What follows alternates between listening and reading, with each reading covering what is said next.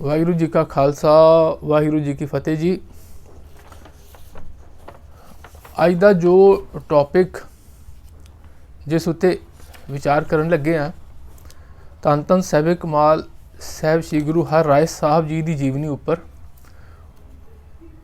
उन्हां दे सिक्खी सिद्धांतां दा जिन्हां दा उन्होंने पहरा दिता। साहिब कमाल साहिब श्री गुरु गोबिंद सिंह जी ने 10वें ग्रंथ दे विच वार श्री भगवती जी की दे विच जो मैंशन किया है कि सिमरो श्री हर राय, उन्हां साहिब कमाल साहिब श्री गुरु हर राय साहब जी की जीवनी बारे अज विचार करन लगे। तुच्छ बुद्धि के हिसाब नाल जो जो गल्लां मेरी पकड़ विच आईयां ने वो मैं साध संगत दे नाल सांझी करन लगा। भुल चुक दी खिमा पहला ही मंग लेना, क्योंकि सूरजां दे सूरज प्रकाशां दे प्रकाश साहिब कमाल साहिब श्री गुरु हर राय साहब जी बारे गल करन लगा। गलतियां मेरे तो 50 हो जानियां, मैनूं पहला ही पता है। समुंदर नूं कुजे विच बन्नण दी कोशिश करन लगा, ये मैं पहला ही खिमा दा जाचक पहला ही मंग लवां। वाहिगुरू जी। सो सब तो पहली गल ये गल नूं समझ लेना बड़ा जरूरी है कि जो गुरु है वो कोई शरीर नहीं, जोत है। ये साहिब कमाल साहिब श्री गुरु ग्रंथ साहब जी दे विच भी इसका मैंशन है कि सतगुर निरंजन सोए मनुख का कर रूप ना जान। सतगुर कोई मनुख नहीं है, वो शरीर नहीं है, जोत है। ते जदों असीं साहिब कमाल साहिब श्री गुरु हर राय साहब जी बारे गल करांगे तां प्राइमरीली असीं उन्हां दी गुरु रूप जोत रूप बारे ही गल करांगे। सो इस सारे विचार नूं मैं 2 भागां दे विच वंडिया। पहला भाग है कि वो भांडा जिस विच जोत पई, वो भांडा तैयार जदों होया जो जद तक हो रहा सी उस वक्त तक की होया, ते जदों वो भांडा तैयार हो गया तो उहदे विच जोत समा गई तो गुरु रूप बन गए, उस तो बाद की होया। सो ये 2 भागां दे विच पूरी डिस्कशन नूं समेटिया है। वाहिगुरू जी।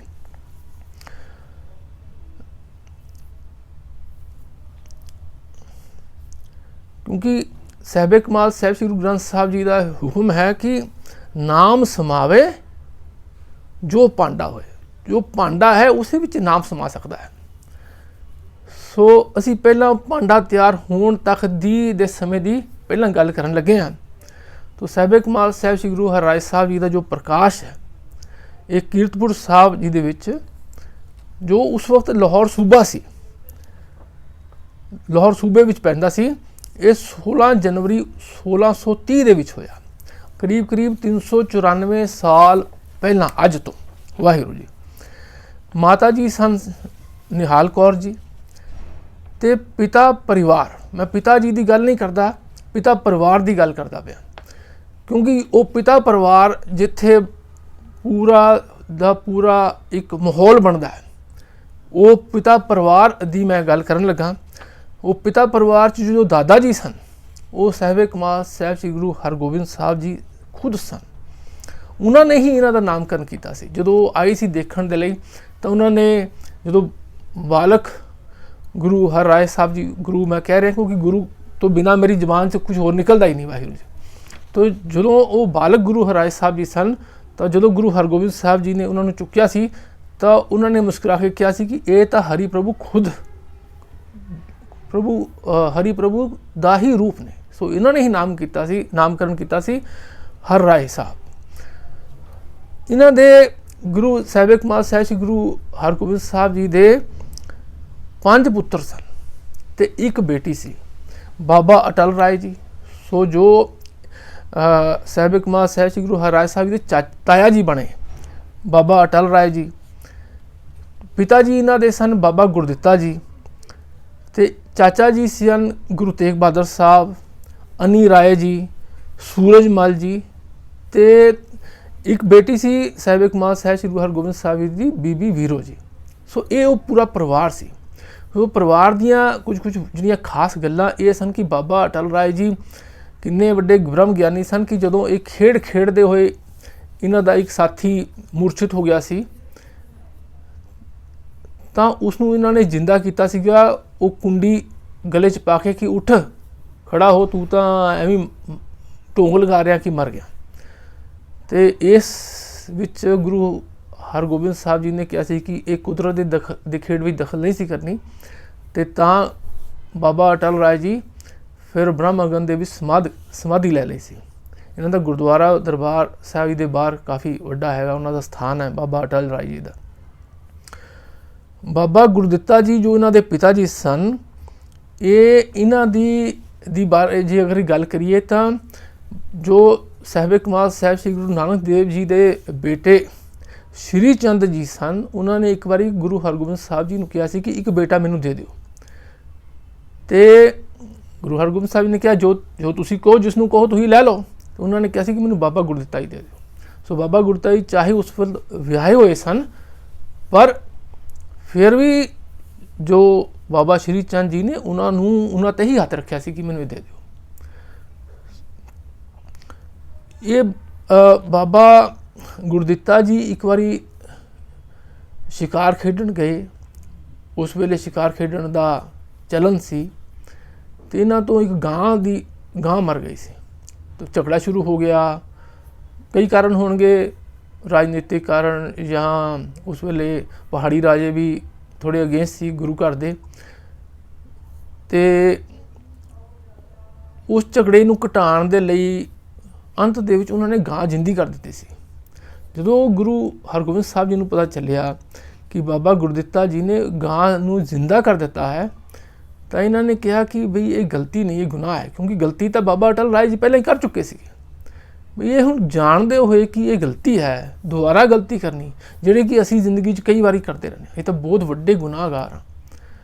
ਸੋ ਉਹਨਾਂ ਨੇ ਕਿਹਾ ਕਿ ਇਹ ਗੁਨਾਹ ਹੈ ਤੇ ਇਹ ਬਹੁਤ ਵੱਡਾ, ਇੱਦਾਂ ਨਹੀਂ ਸੀ ਕਰਨਾ। ਤਾਂ ਬਾਬਾ ਗੁਰਦਿੱਤਾ ਜੀ ਨੇ ਬਾਬਾ ਬੁੱਢਨ ਸ਼ਾਹ ਜੀ ਦੀ ਸਮਾਧੀ ਦੇ ਕੋਲ ਜਾ ਕੇ ਬ੍ਰਹਮਗਨ ਦੇ ਵਿੱਚ ਆਪਣੇ ਆਪ ਨੂੰ ਲੀਨ ਕਰ ਲਿਆ ਸੀ। ਉਸ ਵੇਲੇ ਗੁਰੂ ਹਰਰਾਏ ਸਾਹਿਬ ਜੀ 4 ਸਾਲ ਦੇ ਸਨ। ਉਸ ਦਿਨ ਤੋਂ ਬਾਅਦ ਉਹ ਫਿਰ ਸਾਹਿਬ ਕਮਾਲ ਸਾਹਿਬ ਸ਼੍ਰੀ ਗੁਰੂ ਹਰਗੋਬਿੰਦ ਸਾਹਿਬ ਜੀ ਦੀ ਛਤਰ ਛਾਇਆ ਦੇ ਅਧੀਨ ਹੀ ਫਿਰ ਰਹੇ। ਗੁਰੂ ਹਰਰਾਏ ਸਾਹਿਬ ਜੀ ਦੇ ਭਰਾ ਸਨ, ਵੱਡੇ ਭਰਾ 4 ਸਾਲ ਵੱਡੇ ਸਨ, ਬਾਬਾ ਧੀਰਮਲ ਜੀ। ਇਹਨਾਂ ਦਾ ਜ਼ਿੰਮੇਵਾਰੀ ਕੀਰਤਪੁਰ ਸਾਹਿਬ ਵਿਖੇ ਪ੍ਰਚਾਰ ਦੀ ਸੀ। ਜੋ ਆਦਿ ਗ੍ਰੰਥ ਦਾ ਸਰੂਪ ਸਾਹਿਬ ਕਮਾਲ ਸਾਹਿਬ ਸ਼੍ਰੀ ਗੁਰੂ ਅਰਜਨ ਦੇਵ ਜੀ ਨੇ ਦੇ ਕੋਲ ਸੀ, ਉਹ ਪ੍ਰਚਾਰ ਦੌਰਾਨ ਧੀਰਮਲ ਜੀ ਦੇ ਕੋਲ ਹੀ ਸੀ। ਸੋ ਉਸ ਸਰੂਪ ਦੀ ਸੰਗਤ ਦਰਸ਼ਨ ਕਰਨ ਆਉਂਦੀ ਸੀ, ਮੱਥਾ ਟੇਕਦੀ ਸੀ। ਤੋ ਜਿਸ ਕਰਕੇ ਬਾਬਾ ਧੀਰਮਲ ਜੀ ਦੀ ਵੀ ਬੜੀ ਚੜ੍ਹਤ ਸੀ।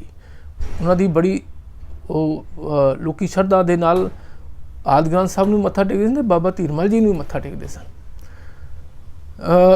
ਪਰ ਜਦੋਂ ਗੁਰਗੱਦੀ ਅੰਤ ਵਿੱਚ ਇਹਨਾਂ ਨੂੰ ਨਾ ਮਿਲੀ ਤਾਂ ਇਹ ਥੋੜ੍ਹੇ ਗੁਰੂ ਘਰ ਦੇ ਵਿਰੋਧੀ ਵੀ ਹੋ ਗਏ ਸਨ। ਸ਼ਾਹਜਹਾਂ ਕੋਲੋਂ ਸਹਾਇਤਾ ਲੈਣ ਵੀ ਗਏ ਸਨ। ਸ਼ਾਹਜਹਾਂ ਨੇ ਚਾਹੇ ਉਸ ਵੇਲੇ ਸਹਾਇਤਾ ਤਾਂ ਨਹੀਂ ਸੀ ਕੀਤੀ, ਪਰ ਦਰਬਾਰੀ ਬਣਾ ਲਿਆ ਸੀ। ਤੇ ਜੋ ਕਰਤਾਰਪੁਰ ਸਾਹਿਬ ਦੀ ਜੋ ਜਗੀਰ ਹੈ ਉਹ ਵੀ ਇਹਨਾਂ ਦਾ ਪੱਟਾ ਵੀ ਧੀਰਮਲ ਜੀ ਦੇ ਨਾਮ ਤੇ ਲਿਖ ਦਿੱਤਾ ਸੀ। ਜੇ ਹੁਣ ਅਸੀਂ ਗੱਲ ਕਰੀਏ ਸਾਹਿਬ ਕਮਾਲ ਸਾਹਿਬ ਸ਼੍ਰੀ ਗੁਰੂ ਹਰਰਾਏ ਸਾਹਿਬ ਜੀ ਦੇ ਵਿਆਹ ਦੀ, ਤਾਂ 10 ਸਾਲ ਦੀ ਉਮਰ ਵਿੱਚ 1640 ਵਿੱਚ ਗੁਰੂ ਸਾਹਿਬਾਨ ਦਾ ਵਿਆਹ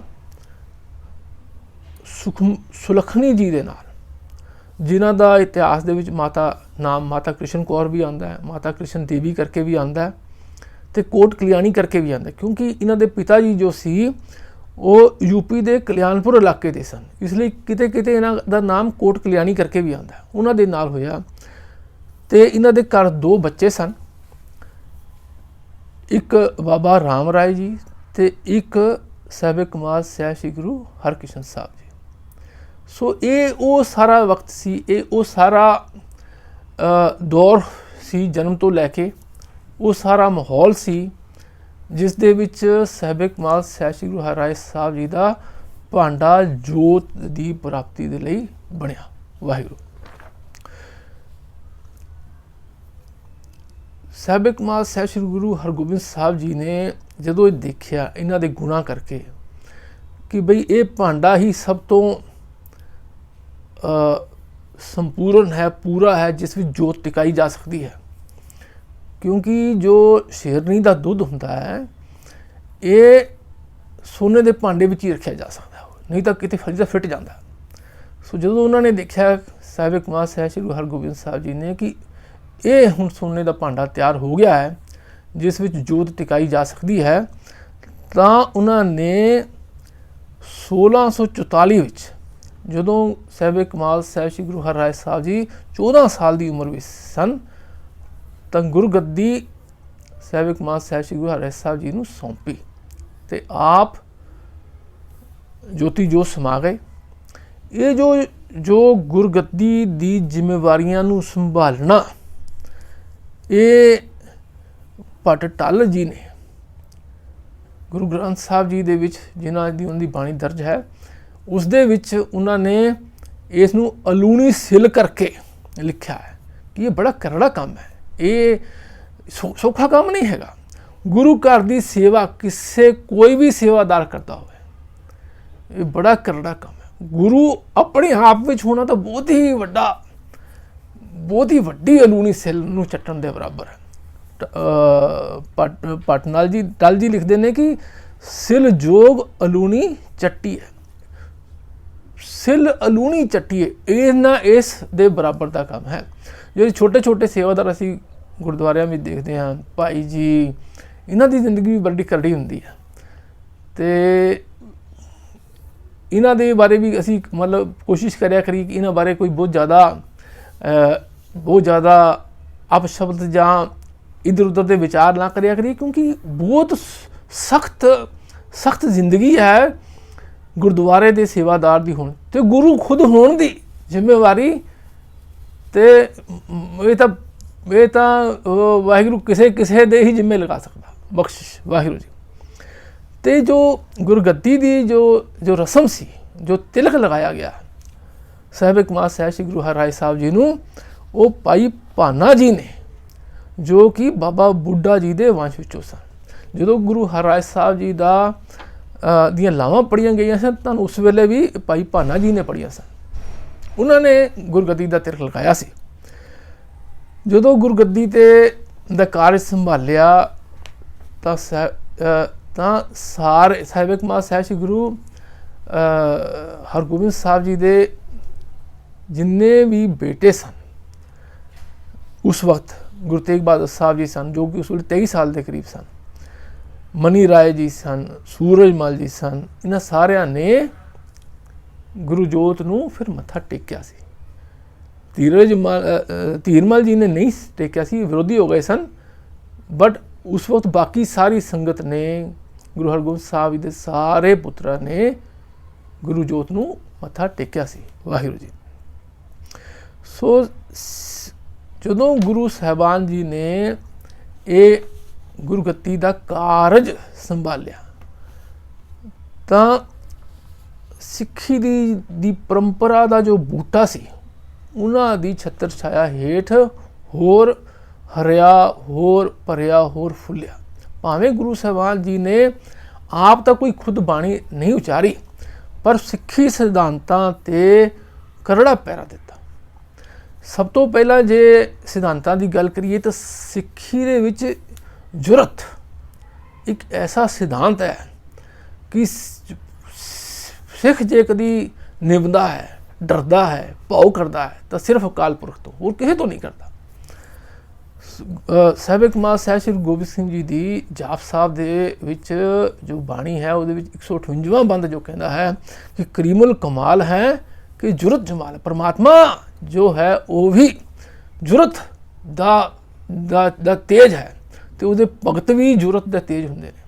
ਕਿੰਨੀਆਂ ਛੋਟੀਆਂ ਛੋਟੀਆਂ ਗੱਲਾਂ ਨੇ ਜੋ ਸਾਹਿਬ ਕਮਾਲ ਸਾਹਿਬ ਸ੍ਰੀ ਗੁਰੂ ਹਰਿਰਾਏ ਸਾਹਿਬ ਜੀ ਦੀ ਜ਼ਿੰਦਗੀ ਦੇ ਨਾਲ ਜੁੜੀਆਂ ਨੇ। ਜੇ ਉਹਨਾਂ ਨੂੰ ਧਿਆਨ ਨਾਲ ਦੇਖੋ ਤਾਂ ਸਾਹਿਬ ਕਮਾਲ ਸਾਹਿਬ ਸ੍ਰੀ ਗੁਰੂ ਹਰਿਰਾਏ ਸਾਹਿਬ ਦੀ ਜੁਰਤ ਦਾ ਤੁਹਾਨੂੰ ਅੰਦਾਜ਼ਾ ਹੁੰਦਾ ਹੈ।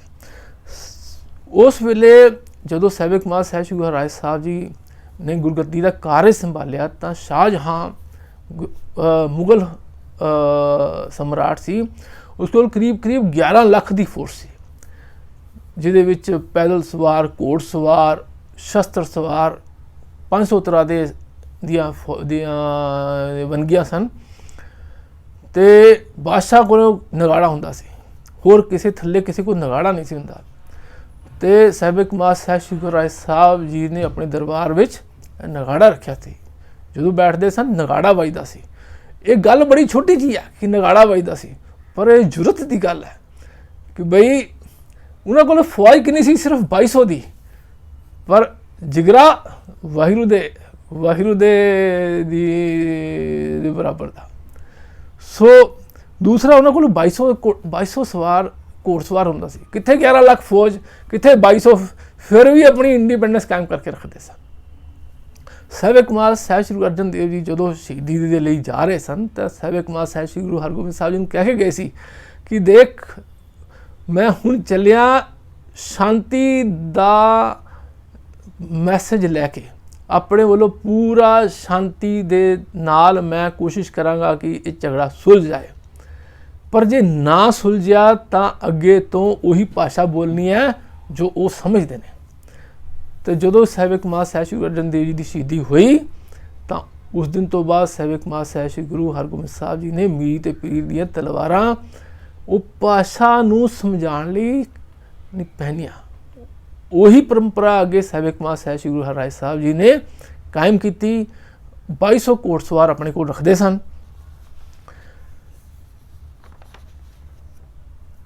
ਇੱਕ ਤੀਸਰੀ ਜਿਹੜੀ ਉਹਨਾਂ ਦੀ ਛੋਟੀ ਜਿਹੀ ਉਹਨਾਂ ਦੀ ਜ਼ਿੰਦਗੀ 'ਚੋਂ ਉਹਨਾਂ ਦੀ ਜੁਰਤ ਦੀ ਗੱਲ ਅਸੀਂ ਦੇਖਦੇ ਹਾਂ ਕਿ ਸਾਹਿਬ ਕਮਾਲ ਸਾਹਿਬ ਸ੍ਰੀ ਗੁਰੂ ਗ੍ਰੰਥ ਸਾਹਿਬ ਜੀ ਦੀ ਜੋ ਆਦੇਸ਼ ਹੈ ਕਿ ਜੋ ਸ਼ਰਨ ਆਵੇ ਤਿਸ ਕੰਠ ਲਾਵੇ, ਇਹ ਬਿਰਧ ਸੁਆਮੀ ਸੰਦਾ, ਜੋ ਸ਼ਰਨ ਆਵੇ ਤਿਸ ਕੰਠ ਲਾਵੇ।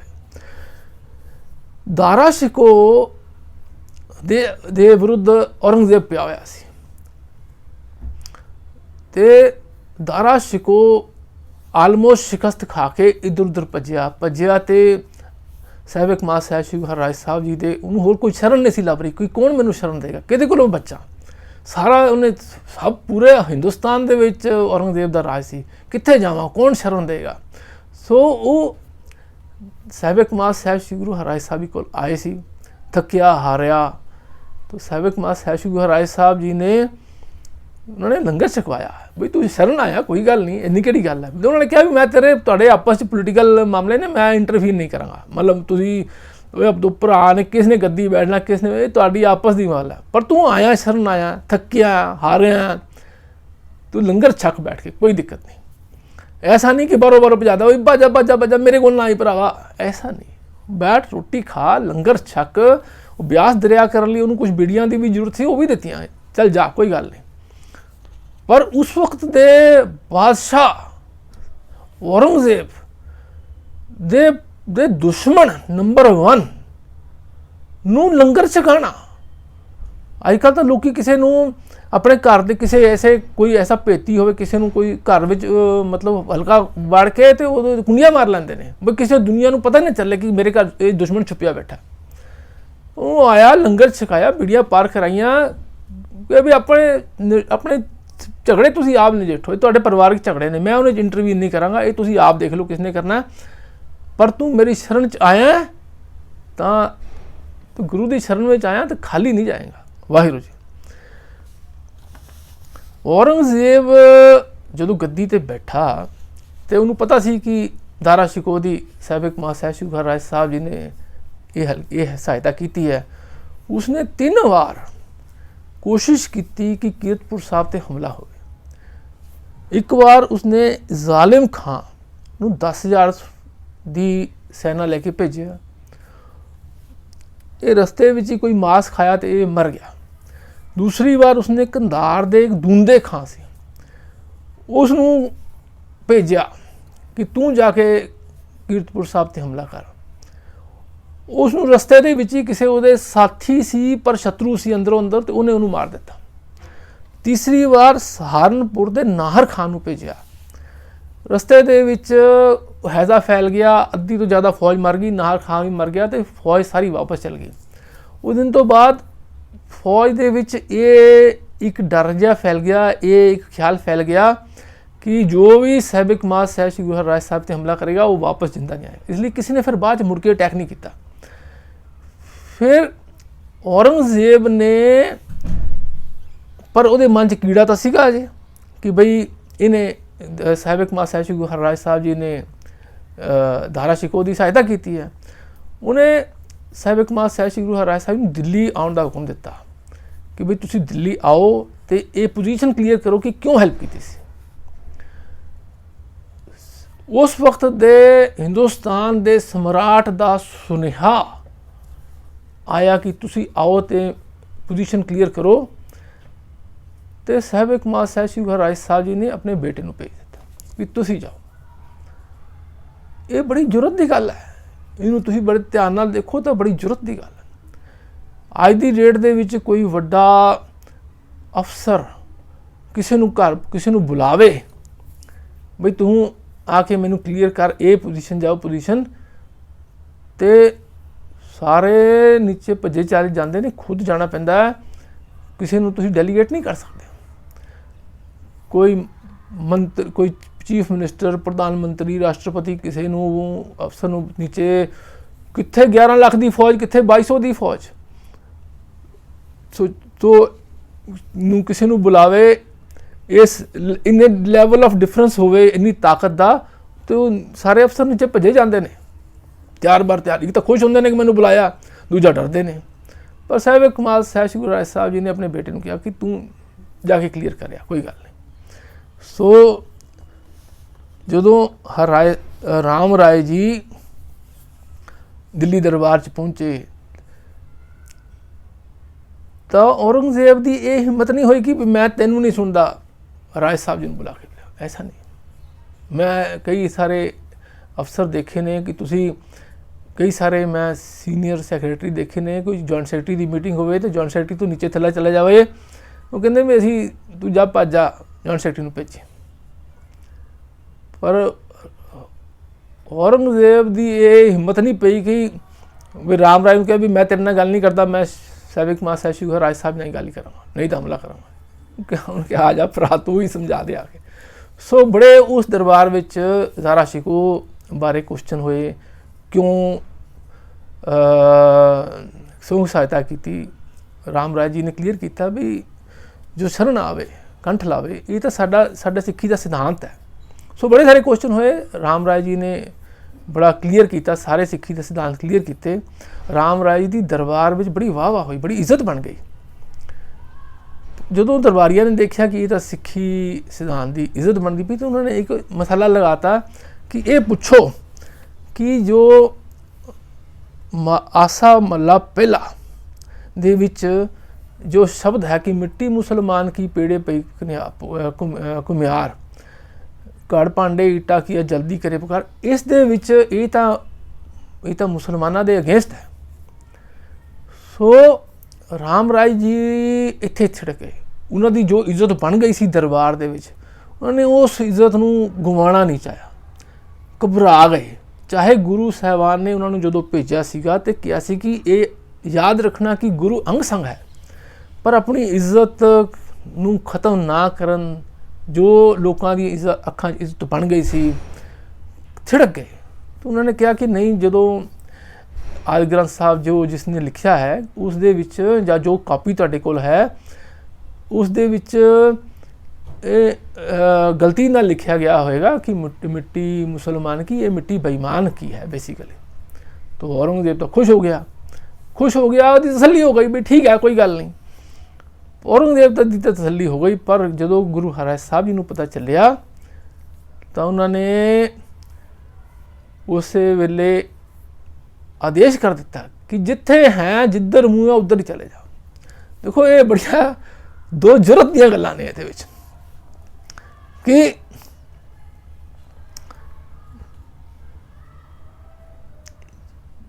पहली गल ये है कि असी भी बहुत साडे वर्गे निमाणे अनजाने जो सिख क्या कह सकना वाहिगुरू जी, अपनी कई बारी बनी हुई इज्जत के चक्कर विच गुरु सिद्धांतां नूं रोल दईदा। वाहिगुरू जी माफ़ी। तो गुरु साहबान की जरूरत देखो कि सच सुनाई सी सच की बेला, जदों सच दी दा वेला है उस वेले सच सुनाना, बाद दे विच उसनूं किते कान च सुन लेना जां उहदे चुप करके सुन लेना। गुरु साहबान भी ये कर सकते सीगे कि बई चलो ठीक है पता चल गया कि चलो आएगा तो मैं डांट देंगा, इत्थे आके कह देंगा कि जा भज जा मेरे घरों दी, मैनूं जरूरत नहीं हैगी। उस वेले मैसेज दिल्ली भेजा कि जिधर तेरा मुँह है उधर चला जा, ताकि ये गल औरंगजेब की कन्ना तक पहुँच जाए कि इसने गलत मीनिंग कड्ढे ने, मैं इसनूं मैं मतलब इन्हां मीनिंग दे नाल एग्री नहीं करता। उस वेले जरूरत दे नाल उस वेले मैसेज जो है कि मेरे वाल ना होना ही बेटा, जिधर हैगा उधर ही चला जा। इस गल ते पर्दा पाने की कोशिश या लटकाने की कोशिश या लमकाने की कोशिश नहीं की। ये बहुत वड्डी जरूरत है, बहुत वड्डी जरूरत है। वाहिगुरू जी होर कई सिक्खी सिद्धांतां उत्ते गुरु साहबान जी ने पहरा दिता। फरीदा बुरे का भला कर, गुस्सा मन ना हटाए। गुरु साहबान जी दे कोल ने एक आयुर्वैदिक हस्पताल मेनटेन किया होया सी, जिहदे विच भांत भांत दी जड़ियां बूटियां सन। एक बारी अजे जदों शाहजहां दा राज सी तां धोखे दे नाल दारा शिकोह नूं शेर की मुछ का वाल खिवाता सी। शेर की मुछ की हुंदी है, जिवें असीं चूहे देखते हैं, चूहे की मुछ के इस तरह 4 5 6 वाल इधर खड़े होंदे ने तिखे, तो 6 7 वाल इधर खड़े होंदे ने। शेर की मुछ के भी वाल होंदे ने। तो वो वाल ऐसा हुंदा कि जे किते गलती नाल पेट में चला जाए तो वह गलदा नहीं हैगा, अंदर जाके वो चोब करता रहिंदा है, जख्म करता रहिंदा है, तो हौली हौली हौली हौली वो जो इंसान है उसकी डैथ हो जाती है। तो उस धोखे नाल उन्होंने दारा शिकोह नूं खुवा दिता है। उन्होंने दारा शिकोह ने खा तो लिया, पर उनके पेट च पीड़ होवे वो निकले ना। वो हकीम उन्होंने भांत भांत दी दवाइयां दिखाण भी खवाण भी किसी तरीके दे नाल। अजकल कोई एंडोस्कोपी या एंडोपैथी तो सी नहीं भी अंदर जाके कोई चिमटा पाया तो विचों कढ़ लिया, ऐसा तो कोई सिस्टम सी नहीं बई उन्होंने हकीम दवाइयां खवाण भी अंदर घुल जाए तो खत्म हो जाए, पर वो खत्म ना होवे। फिर किसी हकीम ने क्या ने जड़ी बूटियां लेके दित्तियां कि इस तरह के हरड़ इन्ने तोले माशे वाले जे एक खाएगा तो एक गल जाएगा। तो वो जड़ी बूटियां लभण की कोशिश की, वो किते मिलन ना सारे हिंदुस्तान दे विच। तो किसी ने दस पाई कि साहिब कमाल साहिब श्री गुरु हरराय साहब जी का जो दवाखाना है उत्थे पता करो, उत्थे जरूर मिल जाएगी। सो जदों वो जो आया सी, जो बंदा लैण दे लई आया सीगा, सो जो गुरु हरराय साहब जी नूं पता चलिया कि बे शाहजहां, चाहे शाहजहां बड़ा शर्मिंदा सी ये मैसेज भेजण वेले कि मैनूं दवाई चाहिए, क्योंकि उन्होंने पता मैं कई बारी गुरु घर दे नाल पंगे लै चुकिया। बट जो गुरु हरराय साहब नूं पता चलिया कि भी ये किसी की जान दे लई है, तो उन्होंने वो दवाइयां हकीम नूं बुला के दित्तियां, उपरों एक मोती भी दिता, पूरे उन्हें तोले माशे वाली दवाइयां दित्तियां, मोती भी दिता, ये रगड़ के खवाओ तो खत्म हो जाएगा। वो बख्शिश परमात्मा दी, वो ऐसी बख्शिश हुई, वो दारा शिकोह दी दा जो मुछ का वाल अंदर गल गया, वो खत्म हो गया, दारा शिकोह मुड़ तो सुरजीत हो गया। सो दारा शिकोह ते शाहजहां सारी जिंदगी साहिब कमाल साहिब श्री गुरु हरराय साहब जी दे करदार रहे। उस तो बाद कभी उन्होंने इस दरबार वाल कभी भैड़ी अख करके नहीं देखी। वाहिगुरू जी। सो बुरे का भला कर, चाहे शाहजहां ने गुरु घर वाल कई बारी भैड़ी नज़र नाल देखिया सी, उन्हों के पितरिਆਂ ने भी देखा सी, पर गुरु हरराय साहब जी ने फरीदा बुरे का भला कर, गुस्सा मन ना हटाए। इस वाक सिक्खी के वाक ते पूरी दृढ़ता के नाल इसका पालन किया। साहिब कमाल साहिब श्री गुरु हरराय साहब जी दया के ਦੇ ਪੂਰੇ ਰੂਪ ਸਨ। ਉਸ ਵੇਲੇ ਸ਼ਿਕਾਰ ਖੇਡਣਾ ਇਹ ਬੜਾ ਆਮ ਸੀ, ਕਿਉਂਕਿ ਸਿੱਖਾਂ ਦੇ ਵਿੱਚ ਬਹਾਦਰੀ ਦਾ ਜਜ਼ਬਾ ਭਰਨ ਦੇ ਲਈ, ਤਾਂ ਕਿ ਕਿਸੇ ਜਾਨਵਰ ਨੂੰ ਦੇਖ ਕੇ ਜਾਂ ਜਾਨਵਰ ਸਰੂਪ ਇਨਸਾਨ ਨੂੰ ਦੇਖ ਕੇ ਡਰ ਨਾ ਜਾਣ, ਸ਼ਸਤਰ ਚਲਾਉਣ ਤੋਂ ਘਬਰਾ ਨਾ ਜਾਣ, ਸੋ ਸ਼ਿਕਾਰ ਖੇਡਿਆ ਜਾਂਦਾ ਸੀ ਤਾਂ ਕਿ ਬਹਾਦਰੀ ਅੰਦਰ, ਜਿਗਰੇ ਵਿੱਚ ਬਹਾਦਰੀ ਆ ਜਾਵੇ। ਪਰ ਸਹਿਬੇ ਕਮਾਲ ਸਹਿਬ ਸ਼੍ਰੀ ਗੁਰੂ ਰਾਏ ਸਾਹਿਬ ਜੀ ਦਿਲ ਦੇ ਬਹੁਤ ਦਇਆਵਾਨ ਸਨ। ਸਹਿਬੇ ਕਮਾਲ ਸਹਿਬ ਸ਼੍ਰੀ ਗੁਰੂ ਗ੍ਰੰਥ ਸਾਹਿਬ ਜੀ ਦਾ ਜੋ ਵਾਕ ਹੈ ਕਿ ਸਤ ਸੰਤੋਖ ਦਇਆ ਕਮਾਵੇ ਇਹ ਕਰਨੀ ਸਾਰ, ਸੋ ਦਇਆ ਕਮਾਉਂਦੇ ਸਨ। ਜਿਹੜਾ ਜਦੋਂ ਸ਼ਿਕਾਰ ਖੇਡਣ ਜਾਂਦੇ ਸੀ, ਜਿਹੜਾ ਕੋਈ ਉਹ ਜਾਨਵਰ ਜ਼ਖਮੀ ਹੋ ਗਿਆ, ਕੋਈ ਚਿੜੀ ਪਰਿੰਦਾ ਪਕੜ ਲਿਆ, ਸੋ ਉਹਨੂੰ ਮਾਰ ਕੇ ਇੱਦਾਂ ਨਹੀਂ ਕਿ ਖਾ ਗਏ, ਉਹਨੂੰ ਲਿਆ ਕੇ ਉਹਨਾਂ ਨੇ ਇੱਕ ਜ਼ੂ ਬਣਾ ਲਿਆ ਸੀ, ਚਿੜੀਆ ਘਰ ਬਣਾ ਲਿਆ ਸੀ, ਉਹਦੇ ਵਿੱਚ ਰੱਖ ਦਿੰਦੇ ਸੀ। ਬਈ ਚਲੋ ਜੇ ਕੋਈ ਜ਼ਖਮੀ ਹੋ ਗਿਆ ਤਾਂ ਨਾਲ ਉਹਦੀ ਸੇਵਾ ਹੋ ਗਈ, ਅਤੇ ਨਾਲ ਉਹਨੂੰ ਮਤਲਬ ਤਾਂ ਕਿ ਦੇਖ ਲਓ ਵੀ ਹਾਂ ਬਈ ਇਹ ਅਸੀਂ ਗਏ ਸੀਗੇ ਅਤੇ ਇਹਨੂੰ ਪਕੜ ਲਿਆ ਹੈਗਾ। ਸੋ ਦਇਆ ਦੇ ਸਰੂਪ ਧੰਨ ਧੰਨ ਸਹਿਬੇ ਕਮਾਲ ਸਹਿਬ ਸ਼੍ਰੀ ਗੁਰੂ ਹਰਿਰਾਏ ਸਾਹਿਬ ਜੀ ਮਹਾਰਾਜ, ਵਾਹਿਗੁਰੂ ਜੀ।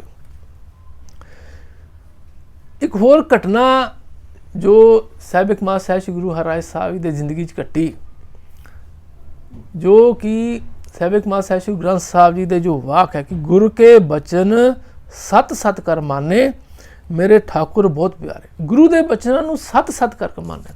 ਸਹਿਬੇ ਕਮਾਲ ਸਹਿਬ ਸ਼੍ਰੀ ਗੁਰੂ ਹਰਿਰਾਏ ਸਾਹਿਬ ਜੀ, ਬਚਪਨ ਦੀ ਗੱਲ ਹੈ ਕਿ ਇੱਕ ਵਾਰੀ ਸਹਿਬੇ ਕਮਾਲ ਸਹਿਬ ਸ਼੍ਰੀ ਗੁਰੂ ਹਰਗੋਬਿੰਦ ਸਾਹਿਬ ਜੀ ਵੱਲ ਬੜੀ ਤੀਬਰਤਾ ਨਾਲ ਗਏ। ਚੋਲਾ ਪਾਇਆ ਸੀ ਵੱਡਾ, ਉਹ ਫੁੱਲ ਵਿੱਚ ਫਸ ਗਏ ਅਤੇ ਉਹ ਟੁੱਟ ਗਏ। ਅਤੇ ਸਹਿਬੇ ਕਮਾਲ ਸਹਿਬ ਸ਼੍ਰੀ ਗੁਰੂ ਹਰਗੋਬਿੰਦ ਸਾਹਿਬ ਜੀ ਨੇ ਕਿਹਾ ਕਿ ਜਿਨ੍ਹਾਂ ਦੇ ਚੋਲੇ ਵੱਡੇ ਨੇ ਉਹ ਧਿਆਨ ਨਾਲ ਚੱਲਣ, ਉਹ ਜ਼ਿੰਮੇਵਾਰੀ ਹੈ। ਇਹ ਗੱਲ ਸਹਿਬੇ ਕਮਾਲ ਸਹਿਬ ਸ਼੍ਰੀ ਗੁਰੂ ਹਰਿਰਾਏ ਸਾਹਿਬ ਜੀ ਨੇ ਸਾਰੀ ਜ਼ਿੰਦਗੀ ਪਾਲੀ। ਜਦੋਂ ਵੀ ਚੱਲਦੇ ਸੀ ਆਪਣੇ ਚੋਗੇ ਨੂੰ ਹੱਥਾਂ ਨਾਲ ਸਮੇਟ ਕੇ ਚੱਲਦੇ ਸੀ। ਸੋ ਗੁਰ ਕੇ ਬਚਨ ਸਤ ਸਤ ਕਰ ਮਾਨੇ, ਜੋ ਵੀ ਗੁਰੂ ਨੇ ਬਚਨ ਕਿਹਾ, ਐਸਾ ਨਹੀਂ ਕਿ ਹੱਸੀ ਦੇ ਨਾਲ ਉਡਾਤਾ, ਕੋਈ ਗੱਲ ਨਹੀਂ, ਜਦ ਗੁਰੂ ਸਾਹਿਬਾਨ ਚਲ ਗਏ ਤਾਂ ਕੋਈ ਗੱਲ ਨਹੀਂ, ਭੁੱਲ ਗਏ। ਜੇ ਗੱਲ ਛੋਟੀ ਜਿਹੀ ਸੀ, ਫੁੱਲ ਟੁੱਟ ਗਿਆ, ਕਹਿੰਦੇ ਐਵੇਂ ਗੁਰੂ ਸਾਹਿਬਾਨ ਨੇ ਮੈਨੂੰ ਕਹਿ ਦਿੱਤਾ, ਕੋਈ ਗੱਲ ਫੁੱਲ ਤਾਂ ਟੁੱਟਦੇ ਰਹਿੰਦੇ ਨੇ। ਗੁਰੂ ਸਾਹਿਬਾਨ ਦੀ ਜਿਹੜੀ ਗੱਲ ਹੈ ਕਿ ਜਿਨ੍ਹਾਂ ਦੇ ਵੱਡੇ ਚੋਲੇ ਨੇ ਉਹ ਧਿਆਨ ਨਾਲ ਚੱਲਣ, ਇਸ ਗੱਲ ਨੂੰ ਸਾਰੀ ਜ਼ਿੰਦਗੀ ਨਿਭਾਇਆ। ਵਾਹਿਗੁਰੂ ਜੀ। ਇੱਕ ਹੋਰ ਬੜੀ ਛੋਟੀ ਜਿਹੀ ਘਟਨਾ ਹੈ। ਗੁਰੂ ਰਵਿਦਾਸ ਜੀ ਦਾ ਇੱਕ ਗੁਰੂ ਆਦੇਸ਼ ਹੈ ਕਿ ਗਰੀਬ ਨਿਵਾਜ ਗੁਸਾਈਆਂ ਮੇਰਾ ਮਾਥੇ ਛਤਰ ਤਰੇ। ਗਰੀਬ ਨਿਵਾਜ ਧੰਨ ਧੰਨ ਸਹਿਬੇ ਕਮਾਲ ਸਹਿਬ ਸ਼੍ਰੀ ਗੁਰੂ ਹਰਿਰਾਏ ਸਾਹਿਬ ਜੀ ਮਹਾਰਾਜ ਇੱਕ ਵਾਰੀ ਦਰਬਾਰ 'ਚ ਬੈਠੇ ਸੀ। ਇੱਕ ਮਾਈ ਦੇ ਦਿਲ ਵਿੱਚ ਆਇਆ ਕਿ ਮੈਂ ਜਾ ਕੇ ਨਾ ਪ੍ਰਸ਼ਾਦਾ ਬਣਾ ਕੇ ਗੁਰੂ ਸਾਹਿਬਾਨ ਨੂੰ ਛਕਾਵਾਂ। ਸੋ ਉਹਨੇ ਮਾਈ ਨੇ ਪ੍ਰਸ਼ਾਦਾ ਬਣਾਇਆ ਅਤੇ ਉਹਨੇ ਕਿਹਾ, ਮੈਂ ਦਿਲ 'ਚ ਆਇਆ ਕਿ ਮੈਂ ਭੇਟਾ ਕਰਾਂਗੀ ਜਾ ਕੇ ਗੁਰੂ ਹਰਿਰਾਏ ਸਾਹਿਬ ਜੀ ਨੂੰ। ਉਹ ਗਈ ਅਤੇ ਦਰਬਾਰ ਲੱਗਾ ਹੋਇਆ ਸੀਗਾ ਅਤੇ ਉੱਥੇ ਲਾਈਨਾਂ ਲੱਗੀਆਂ ਹੋਈਆਂ ਸੀਗੀਆਂ ਆਪਣੀਆਂ ਭੇਟਾਵਾਂ ਲੈ ਕੇ। ਵਾਹਿਗੁਰੂ ਜੀ। ਅਤੇ ਉਹਨੇ ਦੇਖਿਆ ਵੀ ਮੇਰੇ ਤਾਂ 2 ਪ੍ਰਸ਼ਾਦੇ ਨੇ, ਵੀ ਮੈਂ ਇਹ ਕਿਹੜੇ ਲਾਈਨ 'ਚ ਕਿੱਥੇ ਕਰਕੇ ਖੜੀ ਹੋਵਾਂ। ਮੇਰਾ ਲਾਈਨ 'ਚ ਮਤਲਬ ਮੈਂ ਜਦੋਂ ਭੇਟਾ ਕਰਾਂਗੀ ਤਾਂ ਇਹਨਾਂ ਵੱਲ ਤੱਕ ਇਹ ਮਤਲਬ ਸਾਰੀ ਸੰਗਤ ਹੱਸੇਗੀ, ਮੈਂ ਕੀ ਲੈ ਕੇ ਆਈ ਹਾਂ। ਇੱਥੇ ਤਾਂ ਇੰਨੀ ਸੰਗਤ ਬੈਠੀ, ਉਹਨਾਂ ਦੇ ਅੰਦਰ ਪ੍ਰਸ਼ਾਦੇ ਬਣਦੇ ਪਏ ਨੇ, ਲਾਂਗੜੀ ਮਤਲਬ ਉਹ ਇੰਨਾ ਲੰਗਰ ਬਣਾ ਰਹੇ ਨੇ, ਮੇਰੇ 2 ਪ੍ਰਸ਼ਾਦੇ ਦੀ ਕੀ ਵੈਲਿਊ ਹੈ। ਅਤੇ ਉਹ ਲਾਈਨ 'ਚੋਂ ਨਿਕਲ ਕੇ ਚੁੱਪ ਕਰਕੇ ਬੈਠ ਗਈ। ਵੀ ਕਿਸੇ ਉਹਨੂੰ ਅੰਦਰੋਂ ਅੰਦਰੀ ਪਿਆਰ ਵੀ ਉਮੜੇ ਅਤੇ ਅੰਦਰੋਂ ਅੰਦਰੀ ਪਛਤਾਵੇ ਵੀ, ਮੈਂ ਕੁਝ ਹੋਰ ਲੈ ਕੇ ਆਉਂਦੀ। ਅਤੇ ਜਦੋਂ ਦਰਬਾਰ ਆਲਮੋਸਟ ਖਤਮ ਹੋਇਆ ਅਤੇ ਲਾਂਗਰੀ ਆਇਆ, ਕਹਿੰਦਾ ਗੁਰੂ ਸਾਹਿਬ ਲੰਗਰ ਤਿਆਰ ਹੈ, ਆਓ। ਅਤੇ ਗੁਰੂ ਸਾਹਿਬ ਕਹਿੰਦੇ ਬਈ ਉਹ ਲੰਗਰ ਤਾਂ ਪਿਆ ਯਾਰ, ਇੱਥੇ ਲੰਗਰ ਤਾਂ ਆਇਆ ਪਿਆ। ਅਤੇ ਉਹਨਾਂ ਨੇ ਫਿਰ ਮਾਈ ਨੂੰ ਬੁਲਾ ਕੇ ਉਹ ਪ੍ਰਸ਼ਾਦੇ ਛਕੇ। ਵਾਹਿਗੁਰੂ। ਗਰੀਬ ਨਵਾਜ ਗੁਸਾਈਆਂ ਮੇਰਾ ਮਾਥੇ ਛਤਰ ਤਰੇ। ਵਾਹਿਗੁਰੂ। ਲੰਗਰ ਦੀ ਪ੍ਰਥਾ ਵੀ ਗੁਰੂ ਸਾਹਿਬਾਨ ਜੀ ਨੇ ਸਿੱਖੀ ਸਿਧਾਂਤ ਕੁਦਰਤ ਕੇ ਸਭ ਬੰਦੇ, ਜਾਤ ਪਾਤ ਸਾਰਿਆਂ ਨੂੰ ਇੱਕ ਬਰਾਬਰ ਕਰਕੇ ਲੰਗਰ ਦੀ ਪ੍ਰਥਾ ਨੂੰ ਹੋਰ ਵਧਾਇਆ। ਵਾਹਿਗੁਰੂ ਜੀ। ਸਿੱਖੀ ਪ੍ਰਚਾਰ ਵੀ ਗੁਰੂ ਸਾਹਿਬਾਨ ਜੀ ਨੇ ਰੱਜ ਕੇ ਕੀਤਾ। ਉਸ ਵਕਤ ਮਸੰਦ ਪ੍ਰਥਾ ਸੀ, ਮਸੰਦ ਪ੍ਰਥਾ ਨੂੰ ਠੀਕ ਕੀਤਾ, 360 ਮੰਜੀਆਂ ਸਥਾਪਿਤ ਕੀਤੀਆਂ। ਭਗਵਾਨ ਗੀਰ ਜੀ ਨੂੰ ਈਸਟਰਨ ਯੂਪੀ ਵੱਲ ਭਾਈ ਫੇਰੂ ਜੀ ਨੂੰ ਰਾਜਸਥਾਨ ਵੱਲ, ਸੁਥਰੇ ਸ਼ਾਹ ਜੀ ਨੂੰ ਦਿੱਲੀ ਵੱਲ ਇਹ ਮੰਜੀਆਂ ਸਥਾਪਿਤ ਕਰਕੇ ਭੇਜਿਆ ਸਿੱਖੀ ਦੇ ਪ੍ਰਚਾਰ ਲਈ।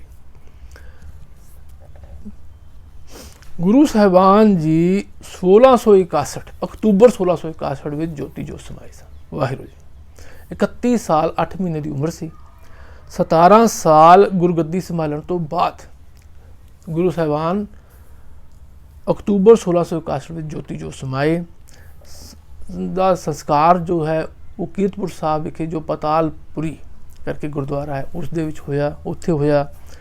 ਤੇ ਜਾਣ ਤੋਂ ਪਹਿਲਾਂ ਆਪਣੇ ਛੋਟੇ ਬੇਟੇ, ਕਿਉਂਕਿ ਗੁਰੂ ਜੋ ਸ਼੍ਰੀ ਗੁਰੂ ਹਰਕ੍ਰਿਸ਼ਨ ਸਾਹਿਬ ਜੀ ਨੂੰ ਗੁਰਗੱਦੀ ਬਖਸ਼ੀ, ਕਿਉਂਕਿ ਰਾਮ ਰਾਏ ਜੀ ਨੂੰ ਤਾਂ ਉਹਨਾਂ ਨੇ ਪਹਿਲਾਂ ਹੀ ਆਦੇਸ਼ ਕਰ ਦਿੱਤਾ ਸੀ ਕਿ ਮੇਰੇ ਮੱਥੇ ਲੱਗਣ ਦੀ ਜ਼ਰੂਰਤ ਨਹੀਂ, ਤੇ ਉਹਨਾਂ ਨੇ ਸਾਹਿਬ ਕਮਾਲ ਸਾਹਿਬ ਸ਼੍ਰੀ ਗੁਰੂ ਹਰਕ੍ਰਿਸ਼ਨ ਸਾਹਿਬ ਜੀ ਨੂੰ ਗੁਰਗੱਦੀ ਬਖਸ਼ੀ ਤੇ ਆਪ ਫਿਰ ਆਪਣੀ ਜੋਤ ਵਾਹਿਗੁਰੂ ਦੀ ਜੋਤ ਵਿੱਚ ਭੇਟਾ ਕੀਤੀ।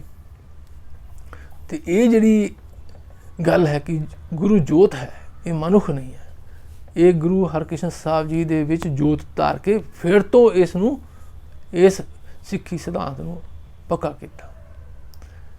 ਇੰਨੀਆਂ ਵਿਚਾਰਾਂ ਕਰਦੇ ਹੋਏ ਦਾਸ ਕੋਲੋਂ ਕਈ ਪ੍ਰਕਾਰ ਦੀਆਂ ਭੁੱਲਾਂ ਹੋਈਆਂ ਹੋਣੀਆਂ, ਖਿਮਾ ਮਾਫੀ ਮੰਗਦਾ ਹੈ। ਸੰਗਤ को माफ़ करने का पूरा अधिकार है। मैं हुणे देखा कि मैं गलतियां नहीं करता, गुनाह भी करता। कई बार असी साहिब कमाल साहिब गुरु ग्रंथ साहिब को माफ़ी मंगते हैं, महाराज गलतियां की माफ़ी। मैं ये जदों इस बारे साहिब कमाल साहिब श्री गुरु हरराज साहब जी बारे लिख रहा सीगा ते मैं महसूस किया कि गलतियां तो असी करते ही हाँ, तो गुनाह भी करते हैं, गलतियां ते भी गलतियां करते हैं। जो गलती कर ली उन्होंने फिर रिपीट करते हैं।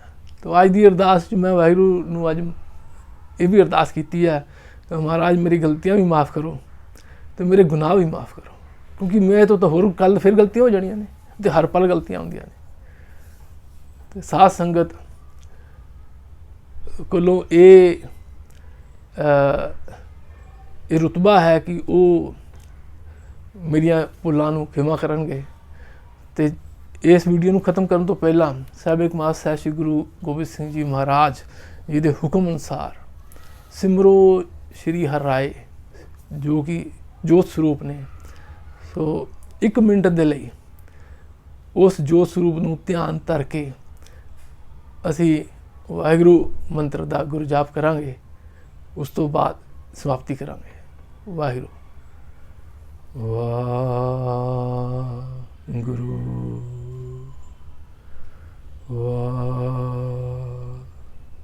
ਵਾਹਿਗੁਰੂ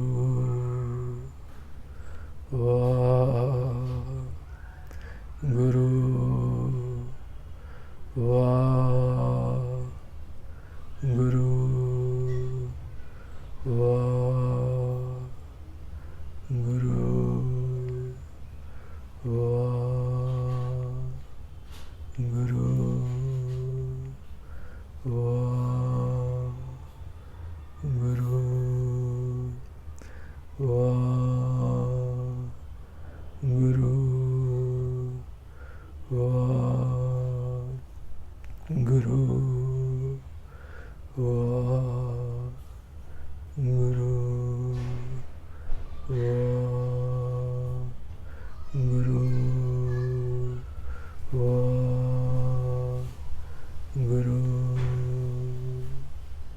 वाहिगुरु जी का खालसा वाहिगुरु जी की फतेह।